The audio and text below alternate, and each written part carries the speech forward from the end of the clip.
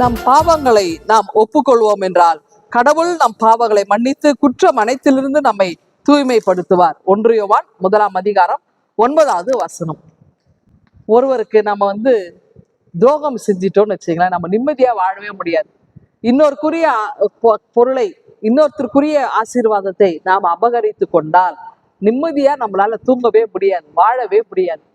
அப்படிதாங்க திருமறையில கூட யாக்கோப்பு தன்னுடைய அண்ணன் ஏசானுடைய ஆசையை அவர் அபகரித்து கொண்டார். வாழ்க்கையில நிம்மதி இல்லை, எங்க போனாலும் அவருக்கு நிம்மதி இல்லை. அப்போ பாவத்துக்கும் யாக்கோப்புக்கும் மிகப்பெரிய ஒரு போராட்டம். இந்த போராட்டம் அப்படி நடக்குது. அந்த நேரத்துல அவர் செய்த குற்றங்களை அவருக்கு ஒருவர் உணர்த்தி காட்டி கொண்டிருக்கிறார். அப்போ என்ன அந்த நேரத்துல அவரோட போராடும் போது அவருடைய துறை சுலுக்கிற்று.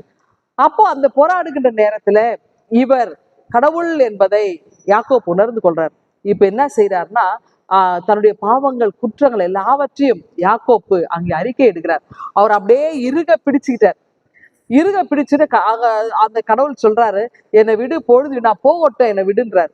ஆனா விடலையே யாக்கோப்பு. அதாவது கடவுள் அப்படியே பிடிச்சுக்கிட்டார். அதாவது 10,000 பேர்களில் சிறந்தவருக்கு யாக்கோப்பினுடைய பிடியிலிருந்து வெளியே வருது ஒரு பெரிய விஷயமா என்ன வந்திருக்கலாம். ஆனா பாருங்க, கடவுளை யாரெல்லாம் அப்படியே பிடிச்சுக்கிறாங்களோ, பற்றி கொள்ளுகிறாங்களோ, அந்த பிடியிலிருந்து கடவுள் வெளியே வர முடியல. கடவுள் அவங்களை ஆசீர்வதிச்சுதான் வெளியே வராது. அப்ப கடவுள் யாக்கோப்பினுடைய பிடியில இருக்கிறார். என்னை ஆசீர்வதிச்சுட்டு போங்க, நான் அவனை விடவே மாட்டேன்னு பிடிச்சுக்கிறார். பாருங்க, கடவுள் அவருடைய பெயரை மாற்றுகிறார். இஸ்ராயல் என்று பெயரை வைக்கிறார். இஸ்ராயல் வச்சுட்ட உடனே, அவருடைய பெயர் வச்ச உடனே பெயர் மட்டும் மாற்றமில்ல, அவருடைய லைஃப் ஸ்டைலே மாறி போகுது. அதாவது யாருக்கு அவர் பயந்து ஒளிந்திருந்தாரோ, குற்ற உணர்வோடு அவர் வேதனையோடு இருந்தாரோ, இப்பொழுது அவரை சந்திக்க, தன்னுடைய சகோதரனை சந்திக்க புறப்படுகிறார். அப்போ தன்னுடைய பாவத்துக்காக துக்கித்தவர் இப்போது தன்னுடைய அண்ணன் முன்பதாக 7 முறை மன்னிட்டு குனிந்து அங்கே மன்னிப்பை கோருகின்றார். ஏசாவும் அவரை மன்னித்ததற்கு அடையாளமாக அவரை அரவணைத்து அங்கே தன்னுடைய கழுத்தோடு இறுகி அவர் என்ன பண்ண முத்தமிடுகின்றார். அப்ப பாருங்க, பிரிந்தவர்கள் மீண்டும் இணைகிறாங்க. குற்றங்களிலிருந்து விடுபட்டவர் நிம்மதி பெருமூச்சு யாக்கோப்பு விடுகின்றார். கண்களிலே தண்ணீர் கொட்டுகிறது, பேசுவதற்கு வார்த்தை இல்லை. அப்படி என்றால் நாம் செய்த பிழைகளை, குற்றங்களை நாம் ஒப்புக்கொள்ள வேண்டும். பிறரோடு நமக்கு ஏதேனும் மனத்தாங்கள் இருந்தால் இந்த நாளிலே அவர்களோடு ஒப்புரவாகுகின்ற வேலையை நாம பார்க்கணும். அப்போ நமக்கு யார் மேல கஷ்டம் இருக்கு, மனபாரம் இருக்குன்னா நம்ம அவங்களோட பேசுவதற்கு ட்ரை பண்ணுங்க. ஒரு ஃபோன் கால் பேசுங்க. இன்னைக்கு பேசி எப்படி இருக்கிறீங்க, நல்லா இருக்கிறீங்களான்னு விசாரிங்க. ஒப்புரவாகுவதற்கான வழிகளை நம்ம செய்வோம். அப்போதான் நமக்கு நிம்மதி கிடைக்குங்க.